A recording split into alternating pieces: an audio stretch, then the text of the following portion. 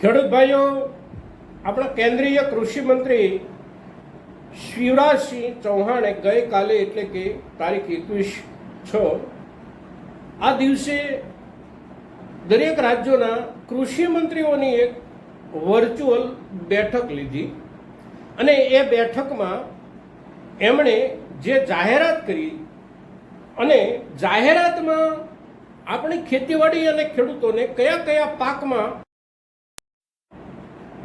સરકારની ખરીદી થકી પ્રોત્સાહન આપવામાં આવશે એની ખૂબ મોટી અને સરસ મજાની વાતો કરી. મિત્રો, એમાં કયા પાકો સરકાર કેટલા ધોરણ સુધી ખરીદશે, કેટલા જથ્થામાં ખરીદશે એની આપણે આજે આ વિડીયોમાં ચર્ચા કરીએ છીએ. મિત્રો, તો આગામી સમયમાં એટલે કે આ ખરીફ ઋતુના વાવેતર પછી ઉત્પન્ન થનારા પાકોમાંથી કયા પાકો સરકાર કેટલી માત્રામાં ખરીદશે ખેડૂત પાસેથી એની ચર્ચા આપણે કરીએ છીએ. તો આ વિડીયોમાં આપ સૌ બન્યા. નમસ્કાર ખેડૂત મિત્રો, જય કિસાન જય ભારત. ખેડૂત મિત્રો, આપણે ચોમાસુ ઋતુના જે પાકો છે એમાંથી 14 પાકોની MSP એટલે કે મિનિમમ સપોર્ટ પ્રાઇસ લઘુત્તમ ટેકાના ભાવો સરકારે 19 તારીખે જાહેર કર્યા. 19 તારીખે જાહેર થયેલા ટેકાના ભાવો પછી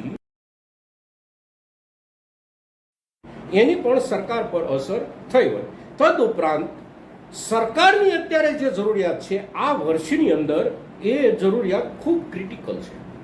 ખૂબ ક્રિટિકલ એટલે કે કટોકટીજનક જરૂરિયાત છે. સરકારને પોતાની PDS સિસ્ટમ એટલે કે પબ્લિક ડિસ્ટ્રીબ્યુશન સિસ્ટમ, જેને આપણે આપણા વિસ્તારમાં આપણી દેશી ભાષામાં રાહત દરની દુકાનો કહીએ છીએ, સરકારની જે રાહત દરની દુકાનો છે એ દુકાનો એટલે કે PDS સિસ્ટમ પર સરકાર જે વસ્તુઓ સમાજના બાકીના વર્ગને આપે છે એ ચીજ વસ્તુઓ આપવા માટે સરકારને જે જથ્થાની જરૂર છે એ જથ્થો પણ સરકાર આ વર્ષમાં પૂરેપૂરો મેળવી શકી નથી ખેડૂતો પાસેથી. કારણ કે સરકારના ભાવનું લેવલ એટલું બધું નીચું હતું કે બજારમાં આપણને એના કરતાં દોઢા ભાવ મળતા હતા.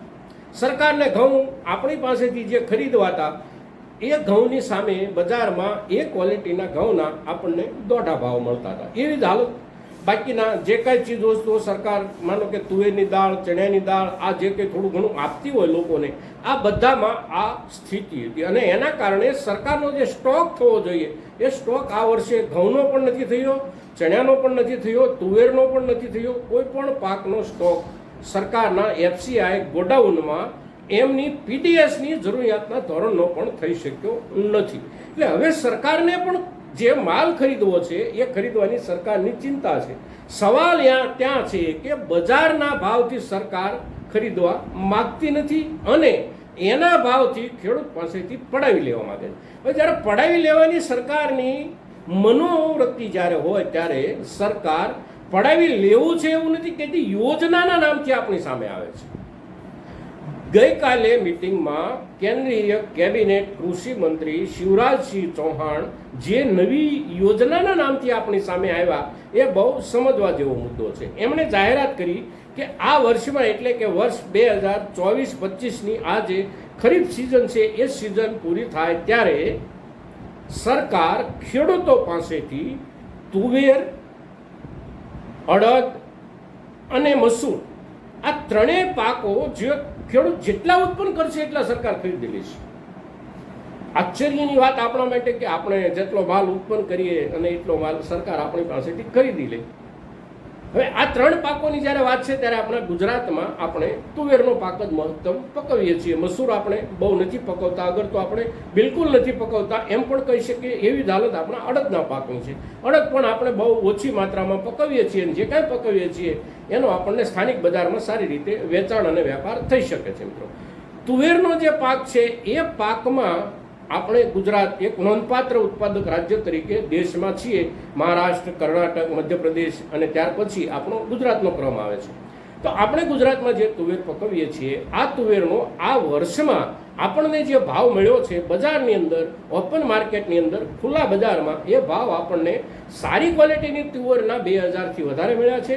મધ્યમ ક્વોલિટીની તુવેર છે તો 1800થી 1900 રૂપિયાના આપણને એક મણના ભાવ મળ્યા છે, અને એનાથી થોડી નીચી ક્વોલિટી હોય તો 1600 કે 1700 રૂપિયા સુધીના ભાવ આપણને મળ્યા છે આ સિઝનમાં. હવે આવતા વર્ષમાં જ્યારે આપણે વેચવાનું છે ત્યારે કમસે કમ મોંઘવારીના ધોરણે જે રીતે મોંઘવારી વધે છે એ ધોરણે આપણે વિચારીએ તો એમાં 8 થી 8.5% ભાવ વધારો મળે આપણને, તો એ સ્વાભાવિક મોંઘવારીના હિસાબથી મળેલો વધારાનો ભાવ ગણાય. એ આપણને કોઈ વિશેષ ભાવ મળી જતો નથી.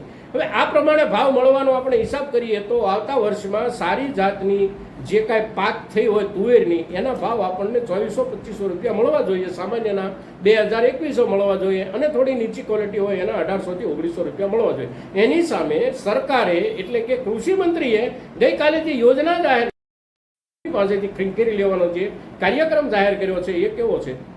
તો નવો જે તુવેરનો સરકારે ટેકાનો ભાવ નક્કી કર્યો છે એ ભાવથી એટલે કે 7550 રૂપિયા, 1510 રૂપિયા. 1510 રૂપિયામાં સારામાં સારી ક્વોલિટીની તુવેર આપણી પાસેથી સરકારને 100% ખરીદી લે છે. આપણને એવું આશ્વાસન આપે સરકાર કે અમે તમારી પાસેથી 100% માલ ખરીદી લઈશું. આ આશ્વાસન તો આપણને કોઈ પણ માર્કેટનો કોઈ પણ વેપારી પણ આપી શકે છે કે ભાઈ 1510માં અમે તમારી તમામ તુવેર ખરીદી લઈશું. આ કોઈ યોજના છે સરકારની આપણા ખેડૂતો માટે? પણ આને યોજનાના નામે આપણી સામે જ્યારે સરકાર રજૂ કરે છે ત્યારે આ સરકારની જે દાનત છે એ દાનતને આપણે સમજી લેવાની છે. મિત્રો, સરકારની દાનતમાં ક્યાંય પણ ખેડૂતનું હિત એક રત્તી ભાર પણ છુપાયેલું હોય એવું આપણને સરકારના એકેય નિર્ણયથી નથી દેખાતું, એકેય પગલાંથી નથી દેખાતું. આજના દિવસે આપણે જે વાત કરીએ છીએ એ ગઈકાલના કેન્દ્રીય કૃષિ મંત્રીએ રજૂ કરેલા મુદ્દાઓને લઈને જ્યારે આપણે વાત કરીએ છીએ ત્યારે આપણા તુવેર પકવતા ખેડૂતો સુધી આપણો આ વિડીયો મહત્તમ પહોંચે એવા આપ સૌના તરફથી પ્રયાસો થાય એવી આપની પાસેથી અપેક્ષા સાથે જય કિસાન, જય ભારત.